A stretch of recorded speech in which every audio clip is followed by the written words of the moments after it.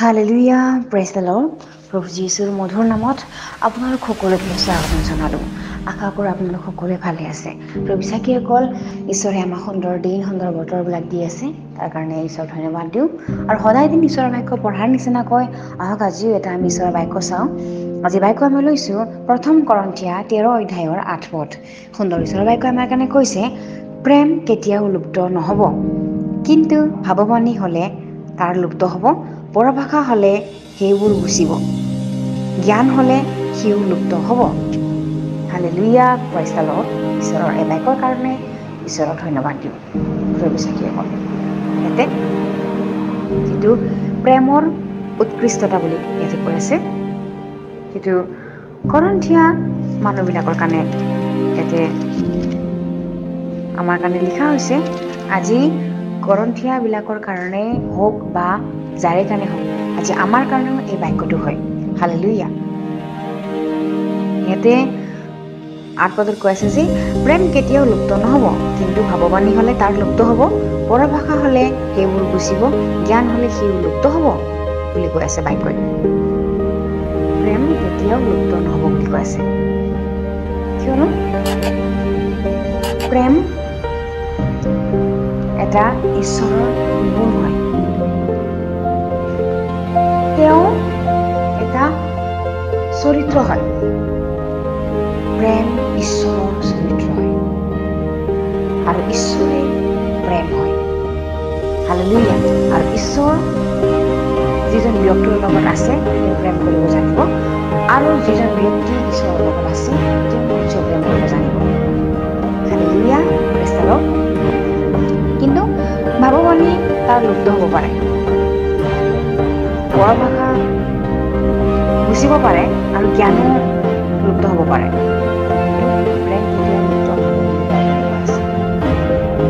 Hallelujah.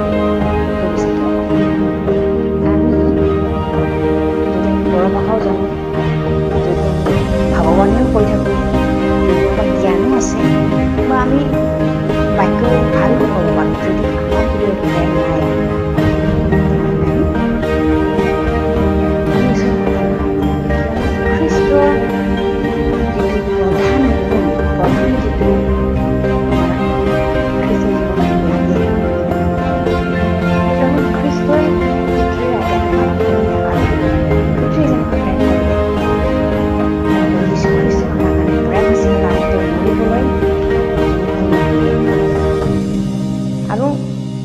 আমি বহুত ব্যক্তিকেইজন আমি কাৰো কাৰণে কোনো দণ্ডাজ্ঞ সহিব নোৱাৰোঁ, কিন্তু যীশুখ্ৰীষ্টই পৃথিৱীৰ সকলোৰে কাৰণে তেওঁ নিজকে বলি দিলে। প্ৰভু চাকিসকল, ঈশ্বৰে জগতক ইমান প্ৰেম কৰিলে, তাৰ কাৰণে তেওঁ নিজৰ একমাত্ৰ পুত্ৰকে তেওঁ বচাই নাৰাখিলে, গোটেই পৃথিৱী জগতবাসীৰ কাৰণে দান কৰি দিলে। Hallelujah, praise the lord. সেইকাৰণে ভাৱবাণীবিলাকো লুপ্ত হ'ব পাৰে।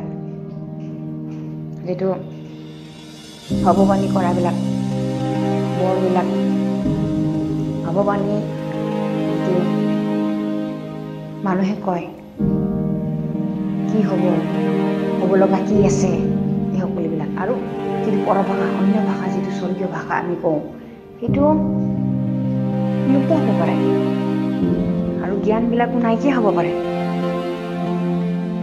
কিন্তু প্ৰেম কেতিয়াও লুপ্ত নহয়, কিয়নো ঈশ্বৰে প্ৰেম হয়। হালেলুয়া। আৰু প্ৰেমে বহুত দিন সহে, প্ৰেমে গৌৰৱ নকৰে, আৰু যিবিলাকে প্ৰেম কৰিব জানে তেওঁ ঈৰ্ষা নকৰে। এজন ব্যক্তিয়ে যদি প্ৰেম কৰিবলৈ জানিছে, তেওঁৰ হৃদয়ত কেতিয়াও হিংসা, ক্ৰোধ, আলস, প্ৰবঞ্চনা এইবিলাক নাথাকিব। কিয়নো যিজনে ঈশ্বৰক জানে তেওঁ প্ৰেম কৰিবলৈ জানে, আৰু ঈশ্বৰে প্ৰেম, আৰু ঈশ্বৰক যদি প্ৰেম কৰিবলৈ তেওঁ শিকে, তেনেহ'লে তেওঁৰ দৃষ্টিত সকলোকে তেওঁ প্ৰেমেৰে দেখা পাব। পৃথিৱী এখন প্ৰেমটো শ্ৰেষ্ঠ হয়। যদি আমি সকলোবোৰ জানি, সকলোবোৰ কৰি যদি প্ৰেমে নাই, তেনেহ'লে আমি মৰা, আমি এনেই ঘূৰি ফুৰা। সেইকাৰণে ইয়াতে যিটো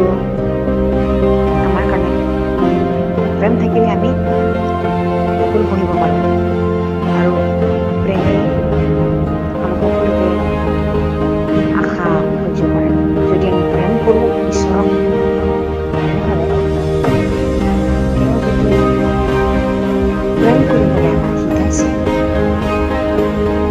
এই প্ৰেমটো আমি তেওঁ প্ৰেম কৰাৰ লগে লগে আমিও তেওঁ এই প্ৰেমটো আমিও কৰিব লাগিব যদি আমি ঈশ্বৰৰ ওচৰত আহিছোঁ আৰু ঈশ্বৰ যদি আমাৰ হৃদয়ত আছে আৰু আমি যদি ঈশ্বৰৰ লগত আছোঁ তেনেহ'লে নিজেই প্ৰেম আহিব ঈশ্বৰৰ কাৰণে যিটো ঠাই দিছে হৃদয়ত ঈশ্বৰে আমাৰ দৰাত পাই সকলো কৰিব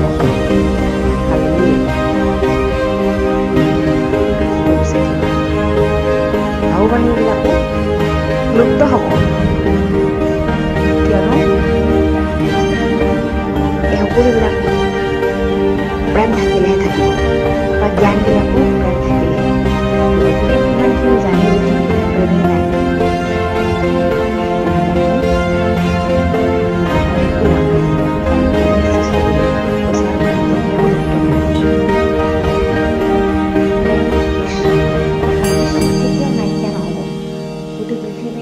লুপ্ত হ'ব কিন্তু ঈশ্বৰৰ যিটো বাক্য কেতিয়াও লুপ্ত নহ'ব কিয়নো প্ৰেমেই ঈশ্বৰ হয় আৰু ঈশ্বৰেই প্ৰেম হয় গোটেইখিনি লুপ্ত হ'ব পাৰে কিন্তু ঈশ্বৰ কেনেকৈ লুপ্ত হ'ব প্ৰভু চাকিসকল প্ৰেমেই ঈশ্বৰ হয় হালেলুয়া এই সকলো বাক্য আপোনালোকৰ লগত সকলোকে আশীৰ্বাদ কৰক আহক আমি একেলগে প্ৰাৰ্থনা কৰোঁ ধন্যবাদ প্ৰভু তুমি ধন্যবাদ শিকক তুমি প্ৰেম হয় প্ৰভু আৰু তুমি যে আমাক ইমান প্ৰেম কৰিলা তাকে ধন্যবাদ দিম প্ৰভু গোটেই জগতবাসীকে তুমি প্ৰেম কৰিলা তোমাৰ প্ৰেম কেনে মহান হয় এই প্ৰেম যদি সদায় আমাৰ লগত থাকে আৰু আমিও যদি এই প্ৰেম সকলোকে দেখাব পাৰোঁ আমাৰ ভিতৰত আমাৰ বাহিৰে ভিতৰে যাতে প্ৰেমেই দেখা পায় সকলোৱে যিবিলাকে তোমাক নাজানে এইবিলাকে যাতে প্ৰভু আমাৰ প্ৰেম আমাৰ ব্যৱহাৰ আমাৰ চৰিত্ৰ প্ৰেমৰ যাতে পৰিপূৰ্ণ হয় আৰু এই প্ৰেমৰ চৰিত্ৰ যাতে দেখা পায় মানুহবিলাকে যাতে সলনি হৈ প্ৰভু তুমি এটা আশীৰ্বাদ কৰিবা এই সকলো যাচনা নাচাৰতে প্ৰভু যীশু খ্ৰীষ্টৰ নামত অৰ্পণ কৰিছোঁ আমেন প্ৰেছ দ্য লৰ্ড আপোনালোক সকলোকে ঈশ্বৰে আশীৰ্বাদ কৰক